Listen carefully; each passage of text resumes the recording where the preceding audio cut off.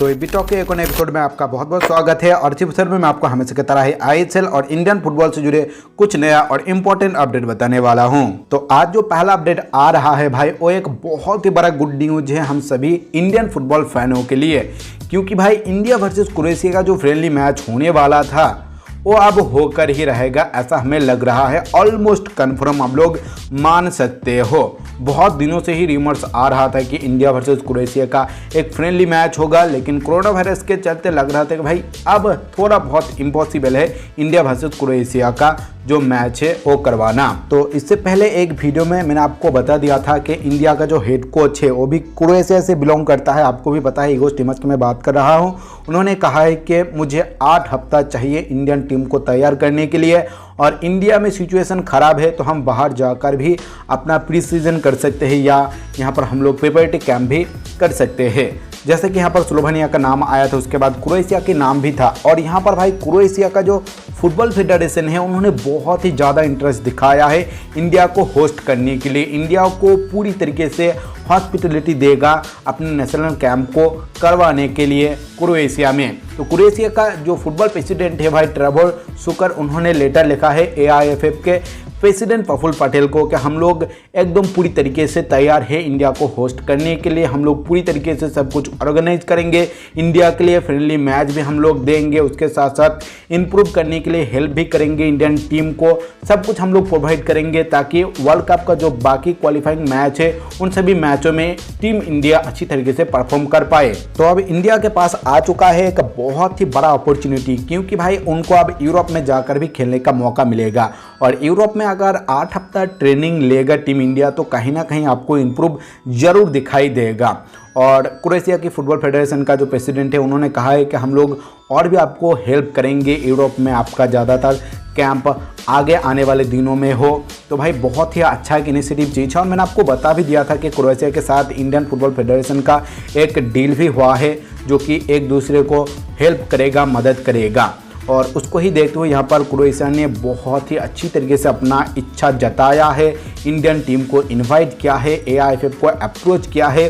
अब भाई एआईएफएफ का बारी है, अगर वो एक्सेप्ट कर लेता है, अगर वो मैनेज कर पाता है टीम इंडिया को क्रोएशिया भेजने के लिए, तो बहुत ही उम्दा चीज़ होगा इंडियन फुटबॉल फैनों के लिए और टीम इंडिया के लिए। वर्ल्ड कप के जितना भी बचा हुआ क्वालिफाइंग मैच है उन सभी मैचों में अच्छा परफॉर्म कर पाएगा। साथ साथ भाई एएफसी एशियन कप 2023 के लिए भी बहुत ही अच्छा परफॉर्म करना जरूरी है टीम इंडिया के लिए, और उसको भी ध्यान रखते हुए मुझे लग रहा है कि एआईएफएफ इस चीज़ को कंसिडर कर लेगा। तो यहीं से ही हम लोग एक्सपेक्ट कर सकते हैं कि अगर टीम इंडिया क्रोएशिया जाता है तो क्रोएशिया के नेशनल टीम के साथ जरूर एक फ्रेंडली मैच होगा, क्योंकि भाई क्रोएशिया के विरुद्ध अगर टीम इंडिया खेल पाता है तो उनको बहुत सारा उपलब्धि होगा।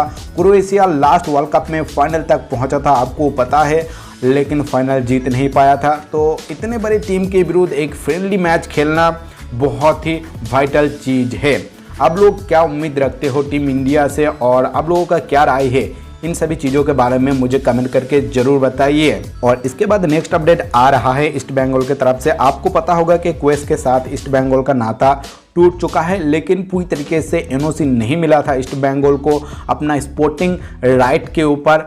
और भाई अब सुनाई दे रहा है कि क्वेस का जो एमडी है, चेयरमैन है, उन्होंने इस बात को क्लियर कर दिया है कि आने वाले 3-4 दिनों में सब कुछ क्लियर हो जाएगा। ईस्ट बंगाल को पूरी तरीके से स्पोर्टिंग राइट मिल जाएगा, तो वो अब बहुत ही आसानी से आई लीग या आईएसएल में पार्टिसिपेट कर सकता है। अभी तक तो क्लियर नहीं हुआ है कि कहां पर खेलेगा ईस्ट बंगाल, आई लीग या आईएसएल में। और भाई मेरे हिसाब से अगर ईस्ट बंगाल को 3-4 दिन में एनओसी मिल जाता है इसी महीने पे, तो लग रहा है कि जुलाई के एंड में हमें पता चल जाएगा कि ईस्ट बंगाल का न्यू स्पॉन्सर कौन है और क्या वो आईएसएल में खेलेगा या नहीं खेलेगा। इन सभी चीज़ों के बारे में फुल डिटेल्स आ जाएगा, और जब आएगा मैं आपको ज़रूर इन्फॉर्म करूंगा। मैं अंदर भी देखने की कोशिश कर रहा हूं कि क्या चल रहा है अभी आईएसएल को लेकर ईस्ट बंगाल में, और जब भी छोटा बड़ा कुछ भी मुझे मिलेगा मैं आपको जरूर इन्फॉर्म करूंगा। और इसके बाद नेक्स्ट अपडेट आ रहा है केरला ब्लास्टर एफसी की तरफ से। तो केरला ब्लास्टर एफसी का जो हेड कोच है किबू विकुना, उन्होंने जिस तरह का स्ट्रेटेजी अपनाया था प्री सीजन में मोहन बागान के तरफ से कोचिंग करते हुए, कुछ उस तरह का ही स्ट्रेटेजी केरला ब्लास्टर एफसी में भी अपनाएगा। उन्होंने अपने एक ऑनलाइन इंटरव्यू में कह दिया है। उन्होंने कहा है कि केरला ब्लास्टर्स एफसी का जो एकेडमी है वहाँ पर से कुछ खिलाड़ी वो प्री सीजन में बुलाएगा, उन सभी को बहुत ही अच्छी तरीके से देखेगा, जांच पड़ताल करेगा और हो सके तो कुछ खिलाड़ी को भी मेन टीम में प्रमोट कर सकता है। इस तरह का ही कुछ चीज़ उन्होंने मोहन बागान में भी किया था, जो कि मोहन बागान को एक बहुत ही वाइटल चीज़ आने वाले दिनों में मिल गया था और आगे जाकर वो चैंपियन भी बना था। तो केरला ब्लास्टर्स एफसी के टीम में जाकर भी कीबू विकुना कुछ इस तरह का ही स्ट्रेटेजी अपना रहा है, जो कि एक बहुत ही अच्छा चीज़ है। मुझे लगा कि आप लोगों से इस चीज़ को शेयर करना चाहिए कि किस तरीके से कीबू विकुना अपना स्ट्रेटेजी बना रहा है केरला ब्लास्टर्स एफसी के टीम के लिए नेक्स्ट सीजन में। और इसके बाद चलिए हम बात कर लेते हैं कुछ ट्रांसफर अपडेट के बारे में। तो पहला ट्रांसफर अपडेट आ रहा है भाई केरला ब्लास्टर्स एफसी की तरफ से। तो केरला ब्लास्टर्स एफसी में शिफ्ट हो सकता है एटीके का सेंटर बैक सलमरंजन सिंह, ऐसा ही र्यूमर्स हमें अभी सुनाई दे रहा है। कितना दूर बात पहुंचा है इसके बारे में उतना ज़्यादा क्लियर तरीके से अपडेट नहीं है, लेकिन सलमरंजन सिंह एटीके से केरला ब्लास्टर्स एफसी में जा सकता है, इस तरह का कुछ बात निकल के आया है। तो सलमरंजन सिंह एक सेंटर बैक है, आपको पता है इंडियन खिलाड़ी है, 24 ईयर्स इनका उम्र है और इससे पहले ईस्ट बंगाल, बेंगलुरु एफसी और नॉर्थ यूनाइटेड एफसी की तरफ से भी खेल चुका है। और इसके बाद भाई नेक्स्ट अपडेट आ रहा है मोहम्मडन एससी की तरफ से। जैसे कि आपको पता है कि आई लीग के सेकंड डिवीजन से वो प्रोमोट होकर आई लीग की फर्स्ट डिवीजन में आने की कोशिश कर रहा है। और भाई जो सेकंड डिवीजन है वो पूरी तरीके से पोस्टपोन हो चुका था और मैंने आपको बताया था कि AIFF एक छोटा सा टूर्नामेंट करने की सोच रहा है, जहां पर वो लगभग 4 या 5 टीमों को चूज करेगा, जो कि क्वालिफाइंग राउंड खेलकर जीतेगा और आई लीग सेकंड डिवीजन में प्रोमोट होगा।